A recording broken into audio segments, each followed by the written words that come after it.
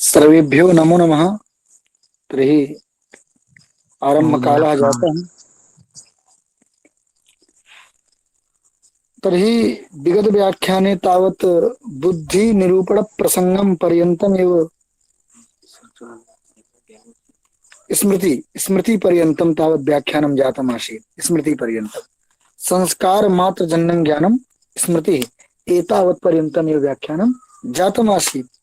तर्हि तत्र मया उक्तमासीत् यत् स्मृतेः किमस्ति लक्षणं संस्कारमात्रजन्यं ज्ञानं स्मृतिः।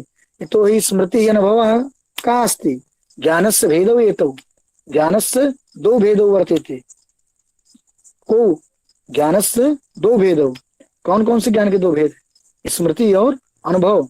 सर्व व्यवहार हेतु बुद्धि माने सभी व्यवहार का हेतु जो होता है वो बुद्धि होती है, ज्ञानम भवति। तस्य स्मृति ही अपि एकः वेदः, अन्यः अनुभवः। तस्याः एतावता स्मृतेः लक्षणं जातम्। संस्कार मात्र जन्यं ज्ञानं स्मृति।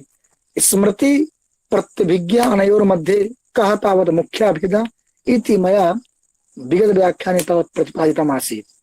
अद्य कस्य निरूपणं भविष्यति? तदा अनुभवस्य। कस्य? अनुभवस्य लक्षणं। तर्हि अनुभवस्य लक्षणं यतो हि इदम् अपरं ज्ञानम्। एकं ज्ञानं तु जातं, ज्ञानस्य दो भेदौ स्मृतिः अनुभवश्च। स्मृतेः निरूपणं जातं संस्कार मात्रजन्यं ज्ञानं स्मृतिः। तावत् द्वितीयं ज्ञानमस्ति अनुभवः। अनुभवस्य लक्षणं भवति तद्भिन्नं ज्ञानम् अनुभवः। तद्भिन्नं ज्ञानं नाम स्मृतिभिन्नं। स्मृतिभिन्नं ज्ञानं। तर्हि स्मृतिभिन्नं तावत् ज्ञानं किं भवति? अनुभवः भवति। तद्भिन्नं ज्ञानम् अनुभवः। सः अनुभवः द्विविधः, यथार्थः अयथार्थः। यथार्थः अयथार्थः। तर्हि अग्रे अस्ति किमस्ति यथार्थस्य लक्षणं। तदा लिखति ग्रन्थकारः तदवति तत्प्रकारको अनुभवः यथार्थः। यथा रजते इदं रजतम् इति ज्ञानं सैव प्रमा इति उच्यते। देखिए, तदवति तत्प्रकारको अनुभवः यथार्थः।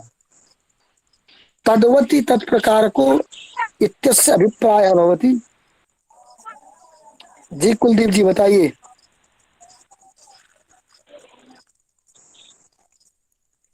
कुछ नहीं। तर्हि तदवति तत्प्रकार को अनुभव यथार्थः, अर्थात जिसमें तदवति तत्प्रकार को, जिसमें जो है वहां उस प्रकार का अनुभव। अगर एक पंक्ति में मैं बोलूं तो कह सकता हूं कि जो वस्तु जैसी है उसको वैसे देखना, जैसे अर्थात रजत को रजत देखना, मनुष्य को मनुष्य देखना, पशु को पशु देखना, यही है यथार्थ अनुभव।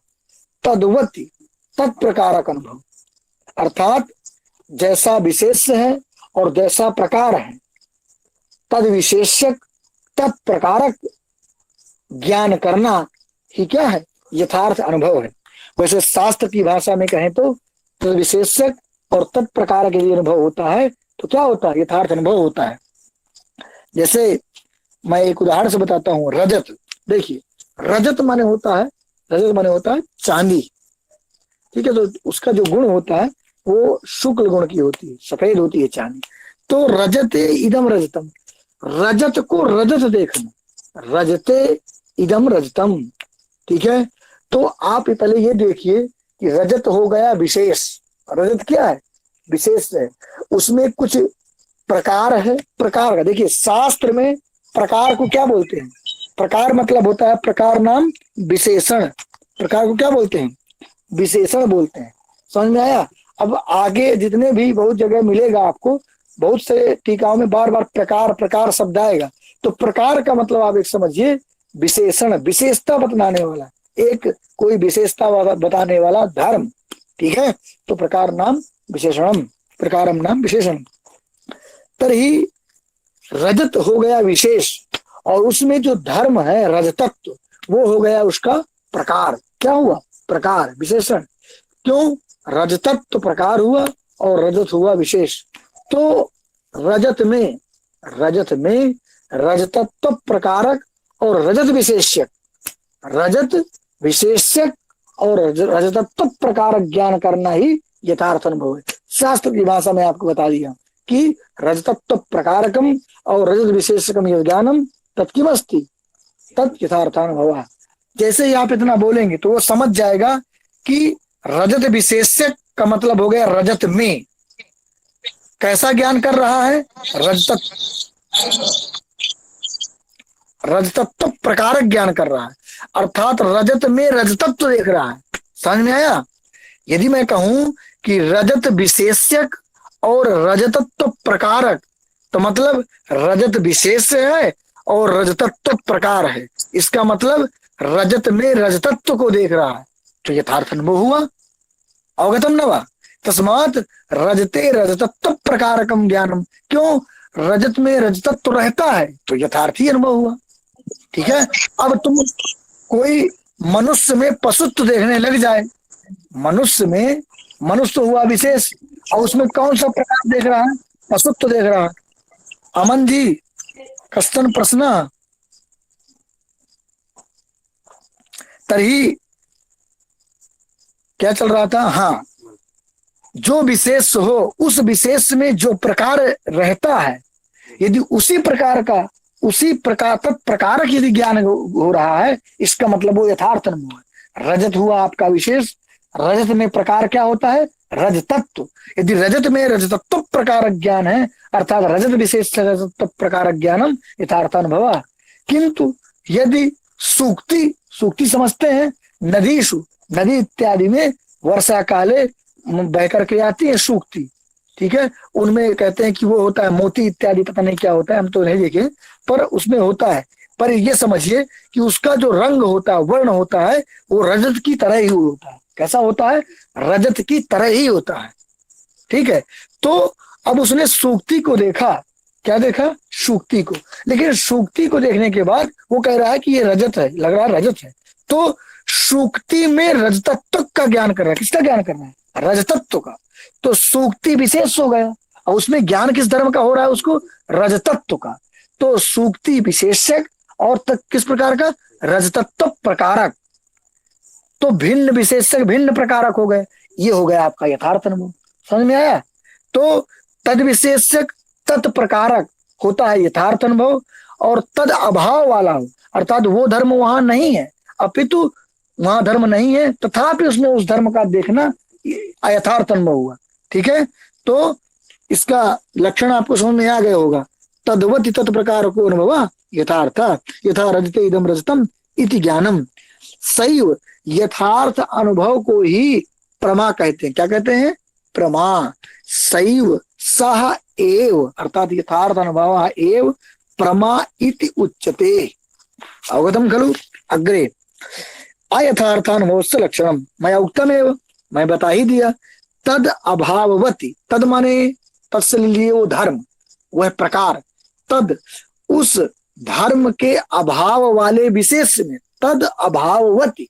जैसे रजतत्व को पकड़िए तत्पद से, तो रजतत्व अभाववान कौन हुआ? सूक्ति। तो रजतत्व अभाववती सप्तमी है। रजतत्व अभाव वाले में, किसमें? मान लीजिए सूक्ति में। सूक्ति नदी का सीप। हाँ, सीप, वही सीप मोती जिसमें होता है, जिसके अंदर मोती होता है। तो रजतत्व अर्थात सूक्ति में तद अभाववती, तद अभाववती का मतलब आप समझे? तद अभाववती का मतलब होता है रजतत्व अभाववान कौन हुआ? सूक्ति। क्योंकि उसमें रजतत्व धर्म नहीं रह रहा है, रजतत्व तो रजत में रहता है, लेकिन रजतत्व अभाववान सूक्ति में तत्प्रकारक अर्थात रजतत्व प्रकारक जो अनुभव होता है उसे कहते हैं अयथार्थ अनुभव। अवगतम खलु? इसलिए तद अभाववती तत्प्रकार को अनुभव अयथार्थ, यथा उसने स्वयं दृष्टांत दिया है ग्रंथकार ने। सूक्त इदम रजतम, अर्थात सूक्ति में इदम रजतम, इदम यह रजत है, इस प्रकार का इदम, इस प्रकार इत्थम ज्ञानम, किमस्ति अयथार्थानुभव सैव सह एव अयथार्थानुभव अप्रमा इति उच्यते। अवगतम? अग्रे तर्हि यथार्थानुभव भेदाः यथार्थानुभवस्य तावत् कति भेदाः चत्वारः भेदाः कति चत्वारः भेदाः चातुर्विध्यं भवति एतस्य। तर्हि यथार्थानुभवश्चतुर्विधः प्रत्यक्ष अनुमिति उपमिति एवं शाब्द। तो प्रत्यक्ष जो यथार्थ अनुभव होता है जिसको प्रमा कहते हैं, जिसको हम प्रमा कहते हैं, वो कितने प्रकार का है? प्रत्यक्ष प्रमा, अनुमिति प्रमा, उपमिति प्रमा और शाब्द प्रमा।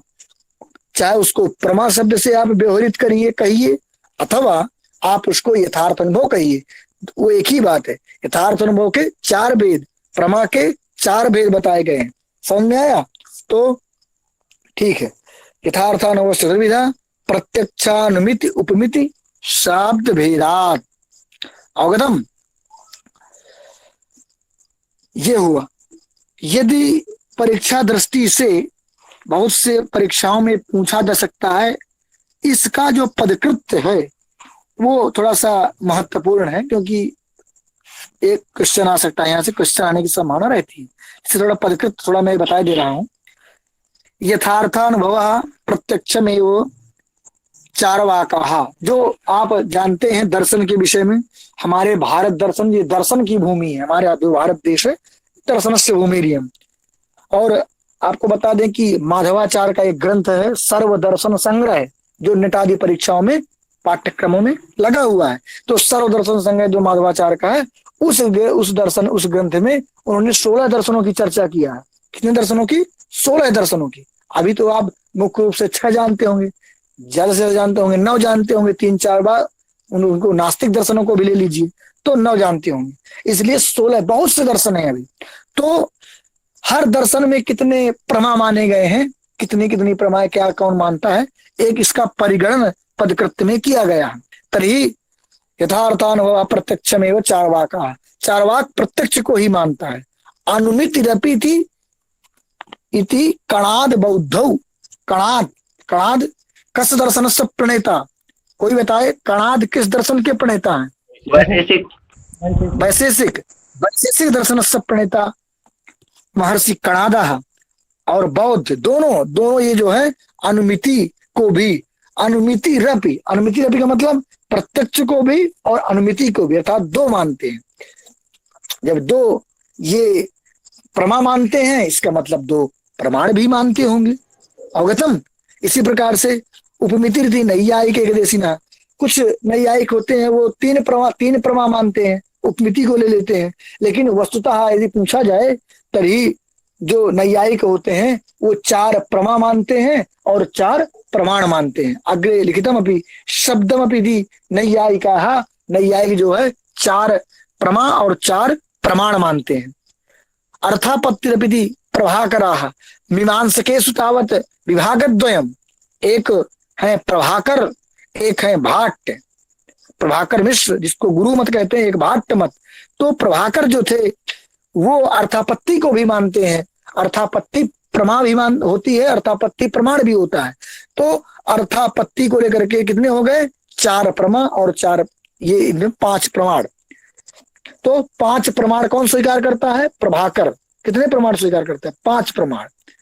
अनुपलब्धि रपि भाट्ट वेदांति ने, अर्थात अनुपलब्धि को भी प्रमाण रूप में ले लीजिए तो भाट्ट से लेना है कुमारिल भट्ट, और वेदांती जो होते हैं वो 6 प्रमाण मानते हैं। सांभविक ऐतिहासिक, ये कौन है? अपि पौराणिका अस्माकं ग्रामे तावत् विद्युत् गतवती तस्मात् अत्र तमः अस्ति एतावता। तर्हि पौराणिक जो मानते हैं वो कितने मानते हैं? 8 प्रमाणानि। चैष्टिको अपि तांत्रिकाः, चैष्टिको अपि तांत्रिका, तांत्रिक लोग जो होते हैं वो लोग चेष्टा को भी प्रमाण मानते हैं। इस प्रकार से आप समझ लीजिए कि भिन्न भिन्न दर्शनों में भिन्न भिन्न प्रमेय और प्रमाण स्वीकार किए गए हैं। थोड़ा सा परीक्षा दृष्टिया इदम तावत महत्वपूर्णम इदम पदकृत्यम एतावता जातम अग्रे चलामा यथार्थानुभव करणानामपि चातुर्विध्यम यथार्थानुभव से चातुर्विध्यम उक्तम यथार्थानुभव से चातुर्विध्यम पूर्व मुक्तम प्रत्यक्ष अनुमिति उपमिति शाब्द भेदाद तद्वति तस्याः प्रमायाः तस्य अनुभवस्य वा करणमपि चतुर्विधम भवति तत्करणमपि चतुर्विधम अर्थात प्रत्यक्ष अनुमान उपमान शब्द। मैंने आप समझ लीजिए यहाँ पर सामान्य रूप से कि जब चार प्रमा बताई गई हैं तो ये जो चतुर्विधम तत्करणम अपि चतुर्विधम का मतलब हुआ कि प्रमा के करण माने प्रमाण। प्रमा के करण का मतलब क्या होता है? प्रमाण होता है। तो यथार्थानुभव के जो करण होंगे अर्थात प्रमाण जो होंगे वो चार प्रकार के होते हैं। कौन कौन से? प्रत्यक्ष प्रमाण, अनुमान प्रमाण, उपमान प्रमाण और शब्द। शब्द से जिससे शाब्द प्रमा का ज्ञान होता है उसे शब्द प्रमाण कहते हैं। तो एतावतम किम जातम चातुर्विध्यम कस्य चातुर्विध्यम तर्हि प्रमाणस्य तत्करणमपि चतुर्विधम। अवगतम खलु? तर्हि करणम किम? करणम प्रमायाः करणम इत्यस्य अग्रे तस्य निरूपणं भविष्यति। साधकतमं करणं भवन्तः जानन्ति न वा? जानन्ति। साधकतमं करणं तस्य तदेव वही है, यहाँ पर वही करण है। ओके। अग्रे किमस्ति? अग्रे लक्षणमस्ति करणस्य। आपने यदि जिज्ञासा किया तो ग्रंथकारा स्वयं लिखति किम करण लक्षणम तर्हि लिखति असाधारणम कारणम करणम। किस कारण को? असाधारण कारण को करण कहते हैं। अब एक बात थोड़ा यहाँ ध्यान दीजिए, यहाँ से लेकर के और जहां तक पूरा कारण का निरूपण होगा यहाँ एक दूसरे के लक्षण को आपको थोड़ा सा कनेक्ट करना पड़ेगा, इंटरकनेक्टेड है। समझ में आया? तो पहले तो आप ये समझिए, इसने लक्षण दिया असाधारणम कारणम करणम। असाधारण कारण को क्या कहते हैं? कर्ण कहते हैं। किस प्रकार के कारण को? असाधारण कारण को। वस्तुतः मैंने कल बताया था कि प्रत्येक कार्य के प्रति कितने साधारण कारण होते हैं। मैंने बताया था 8, मुझे भूल गया था। तो 8 साधारण कारण होते हैं। कौन से? ईश्वर, उसका और उसका ज्ञान। किसका ज्ञान? उस कार्य का ज्ञान, उस कार्य के प्रति इच्छा, उसका कृति माने प्रयत्न, प्राग भाव, काल, दिशा और अदृष्ट। ये सब क्या है? उस काल, उस प्रत्येक कार्य के प्रति एक कारण, इसमें उनको साधारण कारण कहा जाता है। इसलिए आप समझे रहिए। और असाधारणम कारणम करणम भवति। किस कारण को कर्ण कहते हैं? तो कहते हैं असाधारणम कारणम करणम। तो जब असाधारण कारण को कर्ण कहते हैं तो पहले हमको कारण बता दीजिए कि कारण क्या है। तो अग्रे कारणस्य निरूपणम वर्तते यत कार्य नियत पूर्ववृत्ति कारणम। देखिए यहाँ पर एक चीज थोड़ा सा और बता दें, क्योंकि स्पष्ट रूप से ग्रंथकार ने यहाँ मूल में नहीं दिया है, तो बहुत बार जो मित्र लोग हैं वो थोड़ा विचिकित्सा होती है समझने में। मैं आपको बता दे रहा हूं। असाधारणम कारणम करणम। असाधारण कारण को करण कहते हैं। ठीक है? तो असाधारण कारण तो समवायी भी है ऐसा, क्योंकि आगे जब आएगा कारण 3 प्रकार के होते हैं। कितने प्रकार के? 3 प्रकार के। समवायी, असमवायी और निमित्त। तो जो ये समवायी असमवायी निमित्त हैं ये क्या है? ये असाधारण कारण ही तो होते हैं। किसी भी कार्य का कोई समवायी कारण होगा, असमवायी कारण होगा या निमित्त कारण होगा, वो क्या होगा? असाधारण कारण ही होगा। तो असाधारण कारण तो तीनों हो गए, तो हम कर्ण किसको मानेंगे? समझ में आया? इसलिए असाधारण कारण को कर्ण कहते हैं। यहां से पूर्ण लक्षण नहीं बन पाता है, हालांकि ग्रंथकार ने लिख दिया है, पर टीका ग्रंथों में स्पष्ट रूप से लिखा गया है। तो एक थोड़ा सा यहाँ पर जोड़ सकते हैं कि व्यापारवत किम व्यापारवत असाधारणम कारणम करणम। ऐसा असाधारण कारण जो व्यापार वाला हो। क्या हो? व्यापार वाला हो। तो इस पर चर्चा होगी कि व्यापार क्या है, क्योंकि मूल में तो नहीं दिया है परंतु तर्क भाषा इत्यादि में लक्षण आया है। इसलिए परीक्षा में पूछा जा चुका है कि व्यापारस्य किम लक्षणम। प्राय परीक्षाओं में आता है कि व्यापारस्य किम लक्षणम। तो व्यापार का सामान्य लक्षण होता है तज्जन्यत्वे सति तज्जन्य जनकत्वम व्यापारा। इसको आप चाहे लिख लीजिए अथवा याद कर लीजिए। तज्जन्यत्वे सति तज्जन्य जनकत्वम व्यापारा। जब तर्क भाषा हम पढ़ाएंगे उस समय वहां स्पष्ट रूप से इसका लक्षण घटाएंगे कि कैसे तज्जन्यत्वे सति तज्जन्य जनकत्वम व्यापारा। भ्राता श्री एक प्रश्न पूछना था जी बताइए।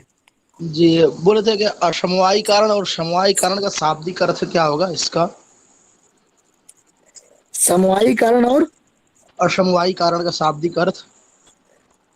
देखिए जब वैसे आगे आएगा, लेकिन आप पूछ लिए तो मैं आपको यही बता दे रहा हूं। समवायी और असमवायी का मतलब ये होता है, देखिए समवाय संबंध समझते हैं आप। समवाय एक संबंध होता है, जी समवाय एक संबंध होता है। तो जिसमें कार्य, जो कार्य होगा जिसमें समवाय संबंध से रहता है, कार्य जिसमें समवाय संबंध से रहता हुआ उत्पन्न होगा, तो समवाय संबंध से रहने के कारण उसको समवाय कह देते हैं। समझ में आया? क्यों? आगे अभी आपको स्पष्ट बताएंगे कि इस दर्शन में कौन कहाँ रहता है, इस दर्शन की क्या मान्यता है। तो कार्य जो है वो समवाय संबंध से अपने जिस कारण में रहता है उस कारण को समवायी कारण कह देते हैं। समझ में आया? जी। हाँ, तो आगे हालांकि निरूपण आ ही रहा है इसलिए वहां पर चर्चा होगी ही होगी। तो असाधारणम कारणम कारणम, असाधारण कारण आगे आएगा आपको 3 प्रकार का, लेकिन यहाँ पर आप इसमें जोड़ लीजिए एक पद आगे, इसमें चाहे लिख लीजिए, चाहे आप लिख लीजिए व्यापारवत असाधारणम कारणम कारणम। व्यापार वाला जो असाधारण कारण है वही कारण है। और व्यापार का लक्षण मैंने बताया तज्जन्यत्वे सति तज्जन्य जनकत्वम व्यापारः। तर्क भाषा में आएगा, जब उसको पढ़ेंगे तो वहां घटाएंगे इसको। तो तज्जन्यत्वे सति तज्जन्य जनकत्वम व्यापारः। सत्या तिवारी ने जो है उसमें मैसेज में लिख दिए हैं, तो आप वहां से उसको स्क्रीनशॉट भी ले सकते हैं। तो अग्रे चलावा तरी इस लक्षण में आ गया कि असाधारण कारणम। तो कारण क्या है? तो पहले हम कारण को जाने। तो कारण का लक्षण है कार्य नियत पूर्ववृत्ति कारणम। कार्य नियत पूर्ववृत्ति, अर्थात जैसे कार्य के उत्पन्न होना है, जैसे हमको घट निर्माण करना है, घट रूप कार्य का निर्माण करेंगे, तो घट रूप कार्य के निर्माण के पूर्व जिसकी नियत वृत्ति हो, अर्थात उसका रहना जरूरी हो, नियत वृत्ति हो, वो रहेगा ही रहेगा, उसके बिना कार्योत्पत्ति न भविष्यति, वही होता है कारण। कार्य के पूर्व में जिसकी निश्चित वृत्ति हो, वर्तमानता हो, सत्ता जिसकी निश्चित रहती हो। जैसे जैसे आपको घट निर्माण करना है, घट रूप कार्य का निर्माण करने जा रहे हैं, तो घट रूप कार्य के निर्माण के जस्ट पहले आप पहले वहां मिट्टी का होना अत्यंत जरूरी है। क्यों? क्योंकि यदि मिट्टी नहीं तो घट बनेगा कैसे? तो जब घट बनेगा ही नहीं, इसलिए उस घट निर्माण के पहले जिसकी वृत्ति, जिसकी सत्ता, जिसका रहना वहां निश्चित हो, नियत हो, वो हो जाएगा कारण। कारण ही वहां रहेगा, उसी की वृत्ति निश्चित होती है।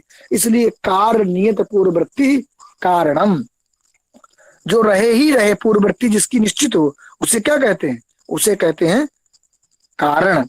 अब थोड़ा इसमें आपको इसे बता देते हैं, क्योंकि है तो मूल में नहीं पर बता ही देते हैं। देखिए इसमें थोड़ा सा एक चीज और है कि कार्य नियत पूर्ववृत्ति कारणम है। अब बात ये आती है कि जैसे मान लो आप घट निर्माण कर रहे हैं, तो घट निर्माण जब करते हैं तो घट निर्माण में मृत्तिका है, कुलाल है, माने जो कुम्हार जिसको बोलते हैं कुलाल है, इत्यादि लोग इत्यादि की पूर्ववृत्ति रहती है, दंड चक्र चिवरा आदि रहते हैं। तो अब दंड है, जैसे मान लो दंड जो घड़े बनाने में सहयोगी होता है, दंड जिसको लगा के वो घड़ा बनाता है, तो दंड है। अब दंड यदि पूर्व में निश्चित रहेगा, क्योंकि बिना दंड के घट निर्माण असंभव है, तो जब दंड निश्चित है तो दंड यदि रहेगा तो दंड में रहने वाला जो धर्म है, जाति है, दंडत्व, वो तो रहेगा ही रहेगा। क्या रहेगा? अवश्य ही रहेगा। क्यों? दंड की पूर्ववृत्तिता निश्चित है। दंडम बिना घटम न निर्मातुर शक्य थे। तो दंड यदि निश्चित है तो दंडत्व तो रहेगा ही रहेगा। इस प्रकार से यदि लक्षण ले जाएं तो दंडत्व की पूर्ववृत्ति निश्चित हो गई, क्योंकि कार्य के नियत पूर्व में रहेगा। कार्य नियत पूर्ववृत्ति किस में चला गया? दंडत्व में। तो दंडत्व भी आपका क्या बन जाएगा? कारण बन जाएगा। वस्तुतः दंडत्व इत्यादि कारण होते नहीं है, इसीलिए एक पद जोड़ा जाता है। एक पद जोड़ा जाता है। क्या जोड़ा जाता है? लक्षण में एक पद जोड़ देते हैं, उससे काम पूरा चल जाता है। क्या कि अन्यथा सिद्ध शून्यत्व सति, अथवा ऐसा कहें कि अन्यथा सिद्ध शून्यत्व सति कार्य नियत पूर्ववृत्तित्व कारणत्व। थोड़ा लक्षण कठिन हो गया, इसलिए इसको यदि और सरल बनाएं तो ऐसा कहें कि अनन्यथा सिद्ध नियत पूर्ववृत्ति, अर्थात नियत पूर्ववृत्ति कारणम तो है, लेकिन उसको क्या होना चाहिए? अनन्यथा सिद्ध, अर्थात उसको अन्यथा सिद्ध नहीं होना चाहिए। क्या नहीं होना चाहिए? अन्यथा सिद्ध नहीं होना चाहिए। तो अन्यथा सिद्ध क्या है? अन्यथा सिद्ध को आप इस रूप में समझिए कि अन्यथा सिद्ध का लक्षण एक सामान्य लक्षण होता है कि अवश्य क्लृप्त नियत पूर्ववर्ती नहीं वो कार्य संभवे तत्सहभूतत्वम। इसको आप ऐसे समझिए कि जिसकी पूर्ववर्तीता निश्चित है, जिसकी कार्य के संभव माने उत्पत्ति में पूर्ववर्तीता निश्चित है, जैसे दंड, तो दंड की पूर्ववर्तीता निश्चित है, उसके साथ अनायास रूप से रहने वाला जो है वो अन्यथा सिद्ध कहलाएगा। क्या कहलाएगा? अन्यथा सिद्ध। जैसे दंडत्व, वो साथ में रहता। जी बताइए। तो अवश्य कृत नियत पूर्ववर्ती नहीं कार्य संभवे तत् सहभूतत्व, यथा अवश्य कृत नियत पूर्ववर्ती भी दंडादिभिरेव घट रूप कार्य संभवे उत्पत्तौ तत्सहभूतत्व दंडत्वादौ। तो दंडत्व क्या हो गया? अन्यथा सिद्ध हो गया। इसलिए जब लक्षण में जोड़ देंगे कि अन्यथा सिद्ध नहीं होना चाहिए और कार्य नियत पूर्ववर्ती होना चाहिए। अस्य पुनः आवृत्तिं कुर्वन्तु कृपया। क्या? अस्य पुनः आवृत्तिं कुर्वन्तु कृपया एक बारम। लक्षणस्य अन्यथा सिद्धस्य। इसका लक्षण है अवश्य क्लिप्त नियत पूर्ववर्ती नैव कार्य संभवे तत्सहभूतत्वम्। तो ये अन्यथा सिद्ध का लक्षण है। तो आप इतना समझे रहिए कि कार्य के उत्पत्ति के पहले जिसकी वृत्ति नियत हो उसे कहते हैं कारण। यदि कश्चन पृच्छति तत्र की दंडत्व इत्यादि भी, तो आपको एक उत्तर दे देना है, अन्यथा सिद्ध से रहित होना चाहिए, अर्थात अन्यथा सिद्ध शून्य होना चाहिए और कार्य नियत पूर्ववर्ती होना चाहिए, वही कारण होगा। ठीक है। अब इसके बाद जो है तो ये हो गया। अब इस लक्षण में एक पद आया है कार्य, कहता है कार्य के नियत पूर्ववर्ती होना चाहिए। तो कार्य क्या है? तो कार्य का लक्षण इन्होंने किया है कार्यम प्राग भाव प्रतियोगी। अब ये एक एक लाइन के लक्षण है, ये परीक्षाओं में बहुत बार पूछे जाते हैं। प्राग भाव प्रतियोगी दे देगा, प्राग भाव प्रतियोगी किम, 4 तो विकल्प दे देगा, कारणम कार्यम व्यापारा, कुछ भी दे सकता है। अब आधे फंस जाएंगे आप, इसलिए लक्षण आपको याद ही होना चाहिए। कार्यम प्राग भाव प्रतियोगी, अर्थात प्राग भाव का जो प्रतियोगी हो उसे कहते हैं कार्य। अब आप जानते हैं कि अभाव कितने प्रकार का होता है? 4 प्रकार का। उन 4 प्रकार के अभाव में सिर्फ किस अभाव की बात कर रहे हैं? प्राग भाव की। किस अभाव की? प्राग भाव की। तो प्राग भाव की हम बात कर रहे हैं, जो प्राग भाव का प्रतियोगी हो। तो ये प्राग भाव क्या है? प्राग भाव क्या है? तो प्राग भाव वो है कि जैसे प्राग भाव का उदाहरण है घटो भविष्यति। क्या? घटो भविष्यति, घटा भविष्यति। घटा भविष्यति कहने का मतलब है कि घट होगा, इसका मतलब सांप्रतम नास्ति, इसका मतलब वो अभी नहीं है। तो अभी अर्थात जिसकी प्राक पहले अभाव हो और जिसकी बाद में उत्पत्ति हो, जैसे घटा भविष्यति, तो घटा भविष्यति वाक्य कहने से क्या द्योतित हो रहा है कि सांप्रतम घटा नास्ति भविष्यत काले तत्सुत्पत्ति भविष्यति। एतावता जो भविष्यत काल में घट होगा उसका भी क्या है, प्राग भाव है। प्राग माने पहले जिसका अभाव होता है। तो प्रत्येक कार्य जो है का उत्पन्न होने से पहले तो अभाव ही रहता है, इसलिए प्राग भाव। तो प्राग भाव हुआ, और प्राग भाव का जो प्रतियोगी हो, प्राग भाव का जो प्रतियोगी हो, तो प्रतियोगी के लिए आप ये समझिए कि जिसका अभाव होता है वही प्रतियोगी होता है। लक्षण भी है, यस्य अभाव सब प्रतियोगी, यस्य अभाव सब प्रतियोगी।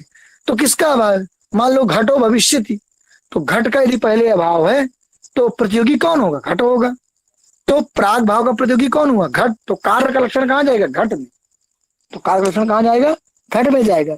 इसलिए प्राग भाव प्रतियोगी घट कार्यम भवति, प्राग भाव प्रतियोगित्वम कार्यत्वम इति कार्यस्य लक्षणम।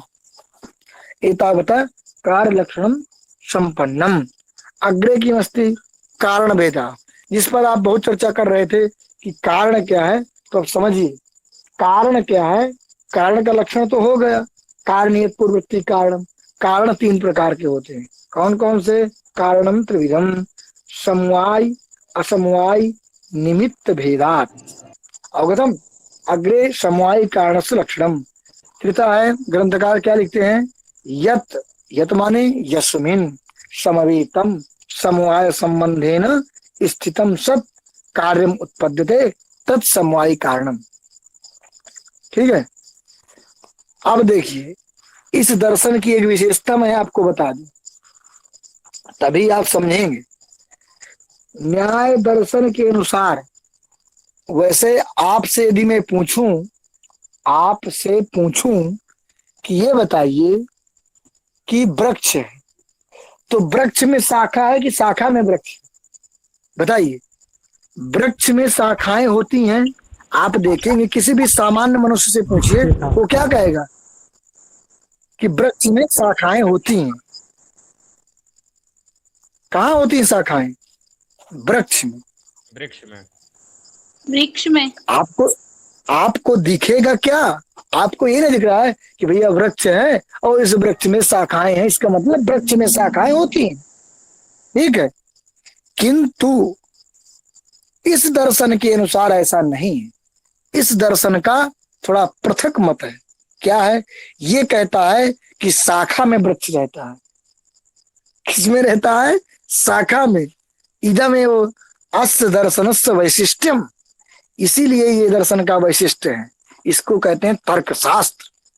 कहता है शाखा में वृक्ष रहता है और बाकायदे अपनी बात सब प्रमाण वो सिद्ध भी करता है। ऐसा नहीं है कि कह दिया, नहीं कथन मात्रेण वस्तु सिद्धि। तो कहता है कि शाखा में वृक्ष रहता है। जैसे मनुष्य आप हो, आप मनुष्य हो, तो मनुष्य एक अवयवी है। अवयवी मतलब बहुत से अवयवों का समुदाय है हमारे शरीर में। हाथ है, पैर है, आंख, कान, नाक, जीभ, त्वचा, बहुत से हैं। तो अनेक अवयव मिलकर के एक अवयवी का निर्माण करते हैं। तो न्याय दर्शन के अनुसार कहता है कि जो अवयवी होता है, जो अवयवी है, वो अवयवी अपने अवयवों में समवाय संबंध से रहता है। ये उसका सिद्धांत है। अपने अवयवों में, अर्थात जैसे मैं अवयवी हूं तो मेरे जो अवयव हैं मैं उनमें कैसे रहूंगा, अपने अवयव में रहूंगा। अर्थात शाखा में वृक्ष रहता है। किसमें रहता है, शाखा में वृक्ष रहता है। तंतु में वस्त्र रहता है। वस्त्र में तंतु नहीं होते हैं कि वस्त्र में तंतु होते हैं, अपितु तंतुओं में वस्त्र होता है। किस संबंध से, समवाय संबंध से। अवगतम। इस सिद्धांत को समझे रहिए कि अवयवेषु अवयवी तिष्ठति इति न्याय दर्शन से सिद्धांत। तो शाखा में वृक्ष, अवयवों में अवयवी रहता है। तो अब देखिए, इसको जब समझ लेंगे तब आपको समझ में आ जाएगा। एक चीज और बता दें कि इनके यहाँ जो भी कार्य उत्पन्न होता है वो नूतन कार्य उत्पन्न होता है। आर्य दर्शन के जब थोड़ा सा जब वो सांख्य पढ़ाएंगे तो उसमें थोड़ा सा हम कम थोड़ा वो तुलनात्मक पढ़ाएंगे तो अच्छा रहेगा। यहाँ अभी रहने देते हैं। तो इतना समझ में आ गया कि अवयव में अवयवी रहता है, शाखा में वृक्ष रहता है, इतना समझ में आ गया। और तंतु में वस्त्र रहता है, मृत्तिका या कपाल में घट रहता है। ठीक है, इतना समझ में आ गया। अब देखिए लक्षण देखिए, यत संवेतम कार्यम उत्पद्यते तत्समवायी कारण। यत माने यस्मिन, यस्मिन समवाय संबंधेन, संवेतन माने समवाय संबंधेन स्थितम, जिसमें समवाय संबंध से रहता हुआ कार्यम कार्य उत्पद्यते उत्पन्न होता है तत्समवायी कारण। जिस कारण में या जिसमें समवाय संबंध से रहता हुआ कार्य उत्पन्न होता है उसे कहते हैं समवायी कारण। अब देखिए उदाहरण, यथा तंतवा पटस्य, अब पटस्य स्वगत रूपादे, तंतवा माने तंतु, बहुत से तंतु, तंतवा पटस्य, पटस्य माने पट का समवायी कारण क्या है, तंतवा, पटस्य तंतवा समवायी कारण। तो पट का समवायी कारण क्या है, तंतु है। तो तंतुओं में पट जो है समवाय संबंध से रहता है, और समवाय संबंध से रहता हुआ उन्हीं तंतुओं में पट की उत्पत्ति होती है, तंतुओं में ही पट की उत्पत्ति होती है। तस्मात जो, अथवा एक मैं आपको ट्रिक बताता हूं, क्योंकि बहुत बार यदि ये तो दृष्टांत है, यदि परीक्षा में कदाचित आ गया तो उस ट्रिक को आप समझे रहेंगे तो प्रश्न कभी गलत नहीं होंगे। सामान्य मैं आपको बता देता हूं, न्याय दर्शन के अनुसार कोई भी यदि द्रव्य होगा, समझ में आया, कोई भी द्रव्य होगा, कोई भी अवयवी होगा, ठीक है, उसका जो अवयव होगा वही उसका समवायी कारण होगा। समझ में आएगा कि नहीं, इस ट्रिक को पकड़े रहिए, प्रश्न हल करने के लिए बता रहा हूं। कोई भी द्रव्य या अवयवी होगा, उसका जो अवयव होगा वही समवायी कारण होगा, उत्तर कभी गलत नहीं होगा। इस ट्रिक को पकड़े रहिए बस, ठीक है। तो यत् संवेतम कार्यम उत्पद्यते तत्समवायी कारणम यथा तंतवः पटस्य, जो भी अवयव होगा वही समवायी कारण बन जाएगा। महोदय, मृत्पिंड जी बताइए अनिल। कारणम, मृत्पिंडः घटस्य किं कारणं महोदय? वृक्षस्य, मृत्पिंडः मृतपिंडः तस्य किं कारणं? घटस्य आं महोदय। समवायी कारणम। जो मृत पिंड है, मृत पिंड माने मिट्टी का जो पिंड है, इसको हम कपाल कहते हैं, वो क्या है, समवायी कारण है। क्योंकि घट अपने उसका अवयव वही है, मृत पिंड। मृत पिंडों में, क्योंकि घट क्या हुआ, द्रव्य है, अवयवी है, उसके जो अवयव होंगे मृत पिंड, उन्हीं में वो समवाय संबंध से रहेगा, वो उसके समवायी कारण बनेंगे। ठीक है, तो ये समझ लीजिए। यथा तंतवा पटस्य। और एक बात परीक्षा की दृष्टि से बहुत ही महत्वपूर्ण, पटस्थ स्वगत रूपादे। मैं आपको बार बार बता चुका हूं कि जो गुण होते हैं वो द्रव्य में रहते हैं, गुण होते हैं वो किसी न किसी द्रव्य में ही रहेंगे, चाहे वो द्रव्य पृथ्वी, अब तेज, वायु, आकाश, काल, दिगात्मा, मन, इनको लीजिए, अथवा चाहे लोक में लीजिए। लोक का कहने का मतलब, आप मान लीजिए आपके सामने कुछ रखा है, घड़ा रखा है, वस्त्र ही रखा है, मान लो कोई वस्त्र रखा है। अब वस्त्र है, वस्त्र क्या है, वस्त्र एक क्या है, द्रव्य है। अब उस द्रव्य में जो गुण होगा, तो जो गुण होगा, जैसे मान लो आपकी कमीज, शर्ट रखी है, ठीक है, कंचुकम अस्ति भवताम, तस्य कंचुकस्य तावत वर्णः अस्ति कृष्ण वर्णः, रूपम अस्ति कृष्णाकार रूपम वर्तते है। तो वो रूप, अब उस रूप का, उस कंचुक के रूप का समवायी कारण कौन होगा, कौन होगा समवायी कारण? जहां वो गुण रहेगा, वो गुण कहाँ रह रहा है, कंचुक में, तो वो वही वस्त्र जो है उसका समवायी कारण हो जाएगा। तो गुण का समवायी कारण द्रव्य होता है, ये ध्यान दीजिए बात। जो गुण जिस द्रव्य में रहेगा वही द्रव्य उस गुण का समवायी कारण हो जाएगा। इसे लिख दिया है पटश्च स्वगत रूपादे। पट माने वस्त्र, उसमें रहने वाला स्वगत, उस पट में रहने वाले जो रूपादि हैं, उन रूपादियों का समवायी कारण कौन हो गया, पट, क्योंकि उस पट में वो रूप रह रहा है। तो ये आप हर जगह घटा सकते हैं, ठीक है। गंध का समवायी कारण पृथ्वी बता ही चुके, तो ये आप समझ लीजिए, जो गुण यदि वहां द्रव्य में, जिस द्रव्य में रहेगा, वही द्रव्य जो है उसका समवायी कारण होता है। क्योंकि जो गुण होते हैं वो द्रव्य में समवाय संबंध से रहते हैं। किस संबंध से? समवाय संबंध से रहते हैं। और उसी समवाय संबंध से रहते हुए द्रव्य में उनकी उत्पत्ति होती है, द्रव्य में गुणों की उत्पत्ति होती है। तो समवाय संबंध से उत्पन्न होने के कारण वो समवायी कारण हो जाएगा द्रव्य। ठीक है, अब आता है असमवायी कारण। प्रश्न था कि जो द्रव्य है वो समवायी कारण है और जो गुण है वो असमवायी कारण है। हाँ, जो गुण और कर्म होते हैं वो असमवायी कारण होते हैं, और जो द्रव्य होता है वो हमेशा समवायी कारण होता है। मैं उस दिन भी बताया था। आया समझ में कि नहीं? जी जी जी महोदय। तर्हि अग्रे चलामः। असमवायी कारणस्य लक्षणम् उदाहरणं च कार्येण कारणेन वा स एकस्मिन्नर्थे संवेतं सत् यत् कारणं असमवायी कारणं यथा तन्तु संयोगा पटस्य तन्तुरूपं पटरूपस्य। अब देखिए, इन्होंने बड़ा ही स्पष्ट लक्षण लिखा कार्येण माने कार्येण माने कार्य के साथ, कारणेन अथवा कारण के साथ, कार्येण कारणेन वा सह माने साथ, एकस्मिन अर्थे एक पदार्थ में समवाय संबंध से जो रहे जो कारण, उसे क्या कहते हैं? असमवायी कारण। अब आप जब उदाहरण से बहुत अच्छे से आपको समझ में आ जाएगा। देखिए, कार्येण सह, आप पकड़िए पहले कार्य को, कार्येण सह कार्य के साथ, एकस्मिन अर्थे एक पदार्थ में, जब किसके साथ? कार्य के साथ, कार्य के साथ एक पदार्थ माने कार्य जहां रहे वहीं आपका असमवायी कारण भी रहता है। अब समझ में आ जाएगा आपको, जहां कार्य रहेगा वहीं क्या रहेगा? असमवायी कारण रहेगा। तो कार्य के साथ एकस्मिन अर्थे किसी एक पदार्थ में समवेतम, समवेतम अर्थात समवाय संबंध से, किस संबंध से? समवाय संबंध से जो रहेगा जो कारण, तो जो कारण समवाय संबंध से रहे, किस संबंध से? समवाय संबंध से, लेकिन कार्य के साथ, कार्य को भी वही रहना चाहिए, वो कारण आपका असमवायी कारण होगा। अब दृष्टांत से समझिए। देखिए, मैं पट का उदाहरण ले रहा हूं। पट हुआ, पट माने वस्त्र, उसका समवायी कारण हुआ आपका तंतु। इतना आप जान चुके हैं। अब देखिए, और ये भी जान चुके हैं कि वो पट कहाँ रहता है? तंतु में रहता है। किस संबंध से रहता है? समवाय संबंध। ये बात आपको मैंने पहले ही बता दिया है।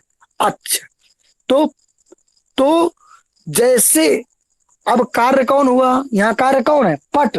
कार्य कौन है? क्योंकि तंतु रूप कारण से हम पट की उत्पत्ति कर रहे हैं, जो उत्पन्न हो रहा है वही कार्य है। तो कार्य हुआ आपका पट। उस पट के साथ समवाय संबंध से उस तंतु में तंतु संयोग, कौन? तंतु संयोग। तो देखो, तंतु संयोग, तो तंतु क्या है? द्रव्य है। तंतु क्या है? द्रव्य है। धागा क्या है? कोई द्रव्य है ना। तो धागा द्रव्य है, और तंतु में रहने वाला जो संयोग क्या है? संयोग क्या है? चतुर्विंशति गुणों में आता है संयोग। तो चतुर्विंशति गुणों में आता है, तो संयोग क्या हुआ? गुण। तो गुण हुआ, संयोग क्या? गुण हुआ। अब वो गुण कहाँ रहता है? तंतु में रहेगा। तो मैं पहले बता चुका हूं कि जो गुण रहता है वो अपने द्रव्य में किस संबंध से रहता है? समवाय संबंध से। कार्य जो था पट, वो कहाँ रह रहा था? तंतु में। किस संबंध से? समवाय संबंध से। संयोग भी किस संबंध से रहेगा? तंतु में, समवाय संबंध से। तो कार्य जहां रह रहा है वहीं तंतु संयोग भी रह रहा है, उसी जगह, उसी अर्थ में, अर्थात तंतु में दोनों समवाय संबंध से रह रहे हैं। इसलिए तो कार्य के साथ एक ही जगह पर, अर्थात तंतु में जो समवाय संबंध से रहेगा वो अगर, और वो कारण होना चाहिए, समवाय संबंध से रहता हुआ जो कारण हो, उसे कहते हैं असमवायी कारण। इसीलिए तंतु संयोग को वहां असमवायी कारण माना जाता है। इसीलिए घट का उदाहरण ले लिए, वहां कपालद्वय का संयोग, क्योंकि कपाल हो गया समवायी कारण, घट हो गया कार्य, घट रहेगा आपका कपालद्वय में समवाय संबंध से, और वहीं पर आपका कपालद्वय का संयोग भी रहेगा समवाय संबंध से। तो घट भी रहा कहाँ? कपाल में। संयोग भी रहा कपाल में। तो दोनों रह गए, एक जगह भी नहीं रहे। तो एक ही जगह पर कार्य भी रहा, जी बताइए अभिषेक जी। जो इसमें कारण होगा संयोग ही कारण रहेगा। जी जैसे कपाल जो संयोग हो रहा है घट बनने के लिए, तो संयोग जी को ही कारण मानेंगे। हाँ, संयोग संयोग कारण बनता है वहां, जी लेकिन कैसा कारण है वो, ये पता होना चाहिए आप। वो निमित्त कारण नहीं है दूसरे की तरह, जी वो चक्र इत्यादि की तरह, अपितु असमवायी कारण है, क्योंकि उसमें असमवायी कारण का लक्षण जा रहा है। कार्य के साथ एक जगह पर समवाय संबंध से रह रहा है वो, इसलिए वो समवाय। अब कारणेन सह, कारण के साथ का भी उदाहरण देख लीजिए। कारणेन सह एकस्मिन् अर्थे सम्मितम यत् कारण तथा असमवायी कारण। इसी प्रकार कारण का उदाहरण देखिए कि सात पदार्थ एक, जैसे तंतु रूप में, तंतु रूप का उदाहरण देखिए तो तंतु रूप में समवाय संबंध से वर्तमान होकर के घट जो पट रूप है, पट रूप का असमवायी कारण कौन है? पट रूप का असमवायी कारण कौन है? तो पट रूप का असमवायी कारण है तंतु रूप। अब देखिए, पट रूप का असमवायी कारण तंतु रूप है। ये बात देखो, ये तर्क शास्त्र है, जब तक आप इसमें थोड़ा अपनी बुद्धि खोल के नहीं बैठेंगे तो समझ में आएगा नहीं। इसलिए समझने का प्रयास करिए, कौन किसका समवायी कारण है, कौन कहाँ रह रहा है, कौन गुण है, कौन द्रव्य है, तो कहाँ कौन रहेगा, इस चीज को थोड़ा आपको समझना पड़ेगा। क्योंकि जैसे मैं कहूं पट रूप, इसका मतलब पट का रूप, अर्थात रूप कहाँ रहेगा? पट में रहेगा। तो पट रूप है, पट रूप का मैं पूछ रहा हूँ, क्या पूछ रहा हूँ? असमवायी कारण। इसके बाद पहले आपको समवायी कारण पता होना चाहिए। पट रूप का समवायी कारण कौन होगा? जहां रहेगा पट, जहां पट रूप कहाँ रह रहा है? पट में। पट रूप पट में रहा तो पट समवायी कारण बनेगा, तंतु रूप असमवायी कारण बनेगा। समझे? तो थोड़ा समझना पड़ेगा आपको, तभी समझ में आएगा। तो कारणेन, तो देखो पट रूप हुआ आपका कार्य। सबसे पहले आपको कार्य पता होना चाहिए कि आप कार्य किसको मान रहे हैं।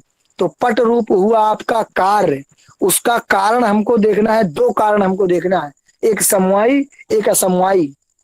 तो जो पट रूप क्या है? कार्य है। तो रूप क्या होता है? गुण होता है। वो कहाँ रहता है? द्रव्य में। द्रव्य क्या हुआ? पट। पट हुआ आपका समवायी कारण। ठीक है, तो अब समवायी कारण के साथ अब बताओ पट कहाँ रहता है? आप में से कोई बताए पट कहाँ रहता है, तब आगे आपको समझ में आए। तंतु तंतु में। और तंतु रूप कहाँ रहता है? पट रूप हाँ, पट। तंतु में रहता पट भैया। भी रहता है जी, पट भी रहता है तंतु में, और तंतु रूप भी तंतु में रहता है। तंतु रूप गुण है तो तंतु में समवाय संबंध से रहेगा, और पट जो है कार्य है, वो भी समवाय संबंध से अपने कारण में रहेगा। तो तंतु रूप वो भी रहा और पट वो भी रहा। पट क्या है? कारण है। किसका कारण है? पट रूप का। तो कारण के साथ एकस्मिन् अर्थे, एक जगह पर तंतु पर समवाय संबंध से जो रहता है और कारण हो, तो ऐसा वो कौन है? तंतु रूप। इसीलिए पट रूप का असमवायी कारण तंतु रूपम। समझेंगे तभी थोड़ा आएगा, उसको क्लिष्ट बनाने का प्रयास मत करिए। ठीक है, आगे चलते हैं। समझिएगा, अगर ना आए समझ में तो कल पूछिएगा, लेकिन पहले अपने समझ के आइएगा, ऐसे बताने से कुछ नहीं है। तद उभय भिन्नम कारणम निमित्त कारणम, और इन दोनों कारणों से भिन्न हो, ना वो समवायी कारण हो और ना वो असमवायी कारण हो, उसे क्या कहते हैं? निमित्त। निमित्त कारण। तो आप एक बात ध्यान दीजिए कि जो समवायी कारण होता है उसका समवाय संबंध होता है कार्य के साथ, और जो असमवायी कारण होता है उसका भी कहीं ना कहीं समवाय संबंध ही होता है, दोनों एक जगह पर समवाय संबंध से रहते हैं। जो निमित्त कारण होता है उसका कार्य के साथ संयोग संबंध होता है। कौन संबंध होता है? संयोग संबंध। ठीक है, जैसे मान लो चक्र है, चीवर है, कुलाल है, ये सब क्या है? समवाय संबंध है इनका। अवगतम? एतावता तद उभय भिन्नम कारणम निमित्त कारणम। यथा तूरी बेमा, जो भी पदार्थ पट के निर्माण में लगते हैं, ये क्योंकि ग्रंथकार जो है पट का उदाहरण लेके चल रहे हैं। ठीक है, अब कारण का निष्कृष्ट लक्षण माने एकदम परिष्कृत लक्षण दे रहे हैं। तदेत त्रिविध कारण मध्य, इन तीनों कारणों के मध्य में यद असाधारणम, अर्थात व्यापारवत असाधारणम कारणम तदेव कारणम, क्योंकि बात की शुरुआत जो हुई थी वो कर्ण से ही हुई थी और लास्ट में उन्होंने कर्ण में ही लाके रख दिया आपको। आपको कर्ण समझ में आ गए होगा कर्ण क्या है। क्यों कर्ण समझ में आया हो चाहे ना आया हो, कम से कम इसी कड़ी में एक कड़ी बना लीजिए। कर्ण का लक्षण पहले आपसे पूछा जाएगा, किम नाम कर्णम, आप तुरंत बताएंगे। असाधारणम कारणम कर्णम, फिर पूछा जाएगा कारणम क्या है, तो आपको तुरंत बताना है कार्य नियत पूर्ववर्ती कारणम। फिर पूछा जाएगा कार्य का लक्षण है, कार्यम प्राग भाव प्रतियोगी। इतना तो रटना पड़ेगा, ऐसे नहीं नौकरी लग जाएगी। इसके बाद कारण त्रैविध्यम समवायी असमवायी निमित्तम, तो ये सब आपको लक्षण इत्यादि रटे होना चाहिए। तो समय केवलानि तावत् 4 मिनिटानि अवशिष्टानि सन्ति, तो 4 मिनट शेष हैं, इसलिए थोड़ा सा आरंभ कर ही देते हैं, आरंभ कर एक देते हैं। प्रश्न था भैया, एक प्रश्न था। हाँ जैसे कि क्या बोलते हैं, पट बनाने में जी, पट के निर्माण में असाधारण कारण क्या होगा? पट के निर्माण में असाधारण कारण जो होता है, तंतु होते हैं, तंतु संयोग होता है, तुरी बेमा और जो भी मशीन आवश्यक, मतलब एकदम आवश्यक हो, वही तो असाधारण कारण होंगे। जो 3 होते बस बताए ना 3। ऐसा ऐसा जरूरी नहीं है कि असाधारण कारण जो करण है वो करण एक ही हो किसी चीज का, किसी एक चीज के बहुत सारे करण भी हो सकते हैं क्या? हाँ, अमन पाठक जी ने आपने जो प्रश्न किया, इस पर हमने एक बार बहुत पूछा भी था कि देखो मैं स्पष्ट रूप से आपको यहाँ बता दे रहा हूँ, अगर आपने गूढ़तम विषय पूछ लिया, किसी चीज के देखो कारण बहुत होते हैं। पहली बात तो आप ये समझिए, असाधारण कारण बहुत होते हैं। जैसे पट को ही ले लीजिए, तो पट में तुरी है, बेमा है और नाना चीजें होती हैं उसमें। जो व्यक्ति है स्वयं बनाने वाला, वो भी तो है, वो भी तो असाधारण कारण है, भले ही वो निमित्त है, भले ही वो निमित्त कारण है। तो निमित्त कारण भी असाधारण कारण में ही आता है। क्यों? क्योंकि उसके बिना कार्य उत्पत्ति नहीं होगी। साधारण कारण नहीं है, कार्य मात्र प्रति कारण नहीं है, वो विशेष कारण के प्रति है, क्योंकि वो इसी कार्य के प्रति कारण है, इसलिए वो असाधारण कारण में आता है, निमित्त कारण भी। अब रही बात यह है कि कर्ण किसको माना जाए, तो कर्ण के लिए मैंने एक बात आपको बताई थी कि व्यापारवत असाधारण होना चाहिए, अर्थात उसको व्यापारवाना होना चाहिए। तो एक बार चर्चा हुई थी, तो गुरुजी लोगों ने बताया था कि जो कारण होता है वो यथ किंचित व्यापार तो करता ही करता है। प्रत्येक कारण यथ किंचित व्यापार संपादित करता है, व्यापार रहित कारण नहीं होता, वो कैसा भी व्यापार हो। समझ रहे हैं, हर कारण में यथ किंचित व्यापार होता ही होता है। ठीक है, अब ये जरूरी है, ये वहां विवक्षा करनी पड़ती है कि आप किस कारण के व्यापार की विवक्षा करके उसकी करणत्व में विवक्षा कर रहे हैं। समझो कि समझ में आया कि नहीं? जी जी। इसलिए जब आप बड़े ग्रंथों में वहां जाएंगे तो वहां फिर इसलिए विवक्षाधीन करणत्व हो जाता है, परंतु यहां पर आप ऐसा मत कर दीजिएगा। यदि पूछा जाए सामान्य दृष्टि से कि, क्योंकि यहाँ प्रसिद्ध है कि दंड ही कारण है घट के प्रति, प्रारंभिक दृष्टि में ऐसा ही करते हैं। ठीक है, तो आप समझे रहिएगा, लक्षण बस पूछा जाएगा वहां व्यापारवत असाधारणम कारणम करणम। ठीक है, जी भैया। तो 1 मिनट है, अब आज पाठ आगे ही चलाते हैं। किसी का यदि कुछ भी प्रश्न हो, जहां तक पाठ हो गया है तो आप पूछ सकते हैं, अन्यथा यहीं पर कक्षा का विराम। महोदय एक बार ये असमवाय कारण है ना, ये कम समझ में आया है, ये समझा दीजिए। अच्छा जी मोनिका जी, तो असमवायी कारण आपको यह समझना है कि पहले तो आपको समवायी कारण पता होना चाहिए। मैं आपको ट्रिक बता रहा हूं, समवायी कारण समझ में आया कि नहीं? जी जी जी। अब आपको मैं ट्रिक बताने जा रहा हूं जिससे क्वेश्चन सॉल्व होगा और जिससे अब आपको समझ में आए, क्योंकि अगर एक पद्धति समझ में ना आए तो दूसरी पद्धति अपना लेनी चाहिए। देखिए अब सुनिएगा आप, अगर आपको समवायी कारण याद या पता चल गया तो समझ लीजिए कि असमवायी कारण पता चल ही जाएगा। क्यों? क्योंकि जो असमवायी कारण होता है, जो असमवायी कारण होता है वो समवायी कारण में समवाय संबंध से रहता है। समझ में आया कि नहीं? जब भी किसी कार्य का समवायी कारण यदि पता चल गया, और आपसे असमवायी कारण पूछा जा रहा है, इसका मतलब कि जो उसका समवायी कारण होगा, किंचित सब जगह नहीं है, इसे प्राय स्थलों पर पूछ रहा हूं प्रश्न हल करने की दृष्टि से, क्योंकि जहां उसका समवायी का जो समवायी कारण होता है, समवायी कारण में जो है वो समवाय संबंध से उसका समवाय संबंध होता है, समवायी कारण के साथ समवाय संबंध होता है। कि सार्वत्रिक वैसा नियम नहीं, क्योंकि अभी हम ही फंस जाएंगे। जैसे ही पट रूप में जाएंगे तो पट रूप का समवायी कारण क्या है? पट है।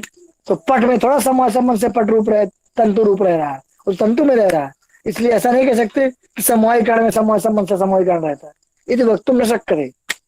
इसलिए आप थोड़ा समझने का प्रयास करिए कि जहां कार्य रहता है समवाय संबंध से, जहां कार्य समवाय संबंध से रहता है, ठीक है, उसी के साथ जो समवाय संबंध से रहे वो होता है आपका असमवायी कारण।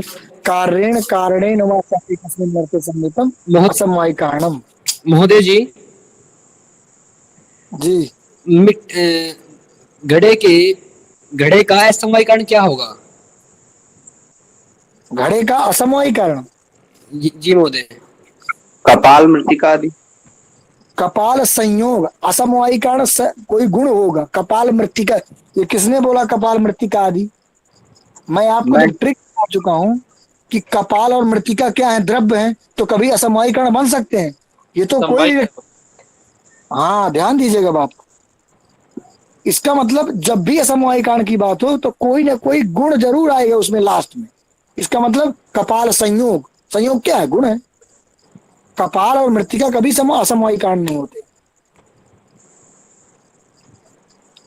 तभी मृत पिंड महोदय, मिट्टी का पिंड।